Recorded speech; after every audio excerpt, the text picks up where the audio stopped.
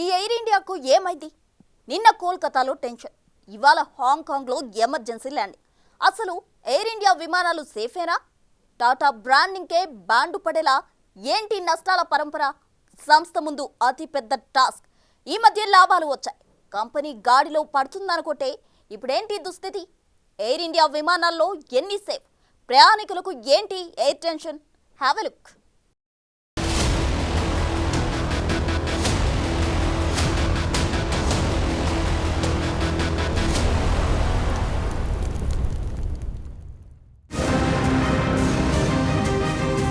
June 16, 2025 air India flight number AI315 Boeing 787-8 dream liner సరిగ్గా అహ్మదాబాద్ ఘటన తాలూకు మోడల్ విమానం హాంకాంగ్ నుంచి ఢిల్లీకి బయలుదేరాల్సి ఉంది.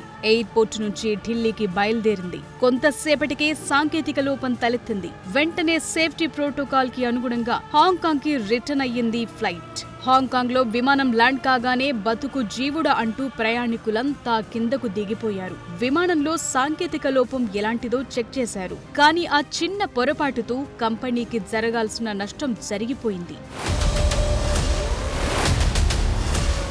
జూన్ 15, 2025 ఎయిర్ ఇండియా ఎక్స్ప్రెస్ కి చెందిన మరో విమానం టేకాఫ్ కి ముందు సాంకేతిక లోపం. దీంతో గంట సేపు ప్రయాణం ఆలస్యం కాగా సమస్యను రన్వే పైనే గుర్తించి చర్యలు తీసుకున్నారు. ప్రయాణికుల భద్రతను దృష్టిలో ఉంచుకుని విమానాన్ని వెంటనే నిలిపివేశారు. ఇంతకీ ఆ ఫ్లైట్ నెంబర్ ఏంటని చూస్తే IX1511 యూపీ ఘజియాబాద్ నుంచి పశ్చిమ బెంగాల్ కోల్కతాకు బయలుదేరాల్సి ఉంది. టేకాఫ్ అయిన కొద్ది క్షణాల ముందు సాంకేతిక లోపమున్నట్టు తెలిసింది. దీంతో విమానాన్ని స్టాండ్ స్టిల్ చేశారు. టేకాఫ్ కి కొద్దిసేపటి ముందే సమస్య గుర్తించాం, అవసరమైన వారికి రీస్కెడ్యూలింగ్ చేస్తాం, లేదంటే రిఫండ్ సౌకర్యం కల్పిస్తామన్నారు ఎయిర్ ఇండియా అధికారిక ప్రతినిధి.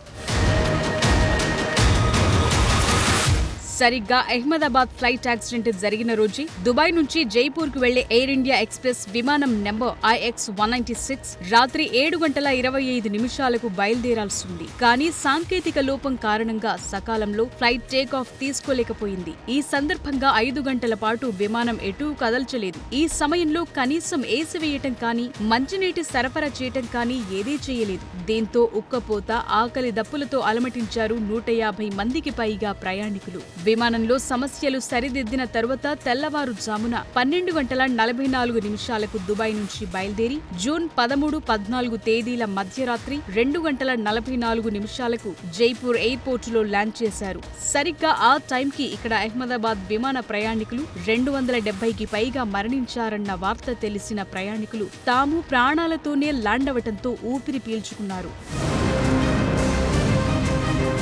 ఒక విమానయాన సంస్థ వరుస ఘటనలు జరగటం బహుశా ఇదేనేమో. దీంతో ఆ సంస్థ క్రెడిబిలిటీ క్రమంగా తగ్గిపోతూ వస్తోంది. ఇప్పటికే 270 మందికి పైగా మరణించిన ఘటన తాలూకా మరక కనుక్కోవటానికి కంపెనీ విపరీతంగా ట్రై చేస్తోంది. ఇప్పటికే మృతులకు 1 కోటి ఆర్థిక సాయం ప్రకటించిన ఎయిర్ ఇండియా మరో 25 లక్షల మేర అదనపు సాయం కూడా ప్రకటించింది. దీన్ని మధ్యంతర తక్షణ సాయం కింద ఇస్తున్నట్టు స్పష్టం చేసింది. ఎక్స్ వేదికగా ఒక పోస్ట్ ద్వారా ఎయిర్ ఇండియా ఈ విషయం ప్రకటించింది. ఇలా ఎందుకు చేయాల్సి వస్తోందంటే మార్కెట్ వాల్యూ ఎక్కడ పడిపోతుందో అన్న భయం. ఒక రకంగా చెప్పాలంటే ఎయిర్ ఇండియాకి దారుణమైన గడ్డుకాలం నడుస్తోంది.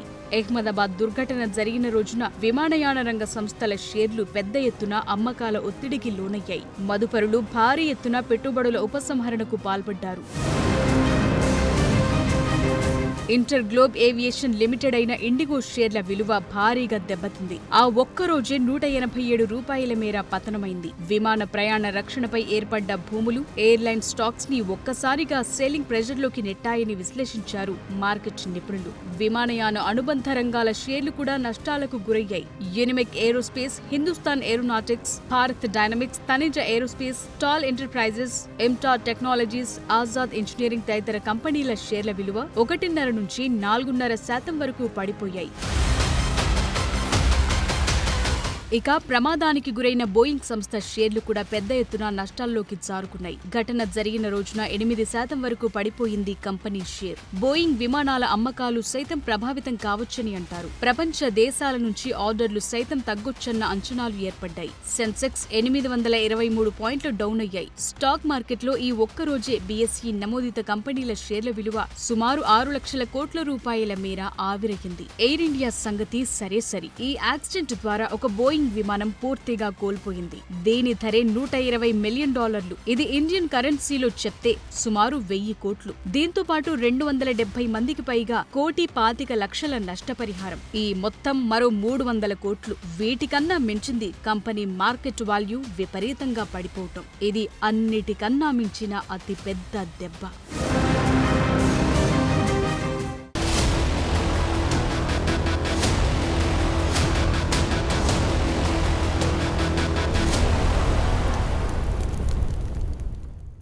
ఇంతకీ ఏంటి ఎయిర్ ఇండియా కథ? పడుతూ లేస్తూ ఈ ప్రయాణమేంటి? దీని ఉత్తాన పతనాలు మనకేం చెప్తున్నాయి? అసలు ఈ సంస్థను టాటా తిరిగి ఎందుకు తీసుకున్నట్టు? ఇప్పుడు ఈ సంస్థ పరిస్థితి ఏంటి? లాభాలు వస్తున్నాయి కదా అని భావించే లోపు ఏంటి నష్టాల పరంపర? Have a look.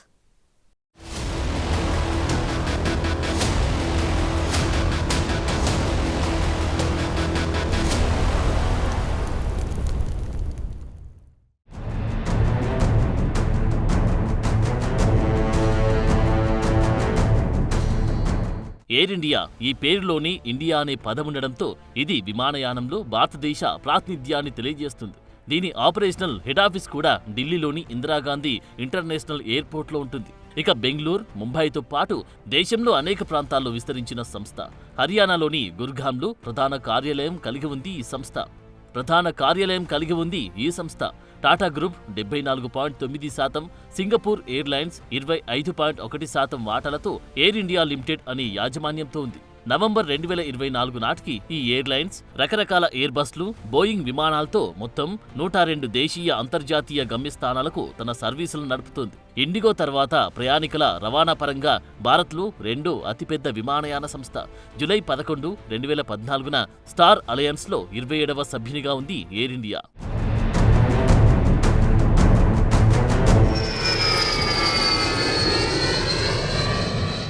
1932లో JDR Tata ద్వారా టాటా ఎయిర్లైన్స్గా స్థాపించబడిన ఈ సంస్థ కరాచీ నుంచి బొంబాయిలోని జుహూ ఎయిర్డ్రోమ్కి తొలి ఎయిర్ మెయిల్ని మోసుకొచ్చింది. తర్వాత చెన్నై వరకు తన సర్వీస్ని స్వయంగా నడిపించింది. రెండవ ప్రపంచ యుద్ధం తర్వాత అంటే 1953లో జాతీయం చేసింది. ఎయిర్ ఇండియాగా పేరు మార్చింది. 1960లో గౌరీశంకర్ పేరిట తన మొదటి బోయింగ్ 707 డెలివరీ తీసుకుంది. అయితే ఈ విమానం ఎయిర్ ఇండియా 403 పేరిట క్రాష్ అయింది.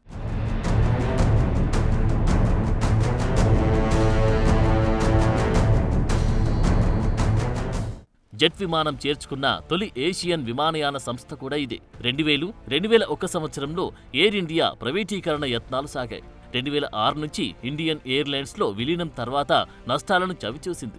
2017లో మరో ప్రైవేటీకరణ ప్రయత్నం జరిగింది. 2022లో యాజమాన్యంతో పాటు అనుబంధ ఆస్తులు టాటా గ్రూప్కి వచ్చాయి. ఎయిర్ ఇండియా తన అనుబంధ సంస్థ ఎయిర్ ఇండియా ఎక్స్ప్రెస్ ద్వారా దేశీయ, ఆసియా గమ్యస్థానాలకు విమానాలను నడుపుతోంది. ఎయిర్ ఇండియా ఎన్నో దేశీయ, అంతర్జాతీయ గమ్యస్థానాలకు తన సర్వీసులను అందిస్తోంది. Air bus 320, Boeing 737, air bus A350, Boeing 787 వంటి విమానాలతో ఈ సర్వీసులను అందిస్తోంది. ఎయిర్ ఇండియాకు మొదట మహారాజా, తర్వాత కోనార్క్ చక్రంతో ఎగిరే హంస, 2023లో ద విస్టా అంటూ బంగారు రంగు కిటికీగా రూపాంతరం చెందింది. ఎన్నో ఒడిదుడుకులను అధిగమించి ఇటీవలి లాభాల బాట పట్టింది. టాటా గ్రూప్ యాజమాన్యం చేపట్టిన తర్వాత 14% పెరుగుదల నమోదు చేసింది. నిర్వహణ లాభాలు సైతం చవిచూసింది. బిజినెస్ లైన్ ప్రకారం ఫైనాన్షియల్ ఇయర్ 2024లో 31,377 కోట్ల టర్నోవర్తో పోలిస్తే ఫైనాన్షియల్ ఇయర్ 2025లో 38,812 కోట్లకు పెరిగింది. ఎయిర్ ఇండియా ఈ ఏడాది 11% లాభాల పెరుగుదలతో $7 బిలియన్ తన టర్నోవర్ని పెంచుకుంది. ఏవియేషన్ A to Z ప్రకారం ఈ పురోగతి విమానాల విస్తరణ ప్రణాళికలు, నష్టాల తగ్గింపు ద్వారా ఇది సాధ్యమైనట్టుగా ప్రకటించుకుంది. అంతేకాదు ఎయిర్ ఇండియా తన ఫ్లీట్ ని ఆధునీకరిస్తోంది, కొత్త ఉత్పత్తులను ప్రవేశపెడుతోంది, ప్రయాణికులకు మెరుగైన ప్రయాణ అనుభవాన్ని ఇవ్వాలన్న తాపత్రయం కనబరుస్తోంది, మరింతగా ఆదాయ వృద్ధి చేయాలన్న కృత నిశ్చయంతో ఉంది. సరిగ్గా ఈ టైంలో ఇలా జరగడంతో యాజమాన్యం షాక్కి గురైంది. తాజాగా తలెత్తుతున్న సమస్యల కారణంగా ఈ విమానాలు సేఫేనా, ప్రయాణికులు ఎక్కి దిగే వరకు సేఫ్టీ లేదా అన్న ప్రశ్నకు ఆస్కారం ఏర్పడుతోంది. చేతులు మారడం వరకు ఓకే, కానీ సంస్థలోని విమానాలు సాంకేతిక పరంగా వాటి స్థితిగతులు, వీటిపై ఒక నివేదిక ఉందా, లేక గాల్లో దీపంలా తన సర్వీసులు నడుపుతుందా, ఒకేసారి ఇన్ని సమస్యలేంటి అన్నది ఎవరికీ అర్థం కావడం లేదు. ఏదేమైనా థర్డ్ పార్టీ ద్వారా ఎయిర్ ఇండియా తన సంస్థలో నడుస్తున్న విమానాలను చెక్ చేయించి ఫిట్నెస్ సర్టిఫికెట్ తీసుకోవడం ఎంతైనా సేఫ్ అన్న కామెంట్ వినిపిస్తోంది. అప్పుడు కానీ సంస్థ పట్ల ప్రయాణికుల్లో ఒక భరోసా రాదన్న అభిప్రాయం వెలుగు చూస్తుంది. మరి చూడాలి, కంపెనీ కేవలం నష్టపరిహారాలతో సరిపెడుతుందా లేక ఇలాంటి చర్యల ద్వారా తన ప్రయాణికుల్లో నమ్మకం కలిగిస్తుందా తేలాల్సి ఉంది.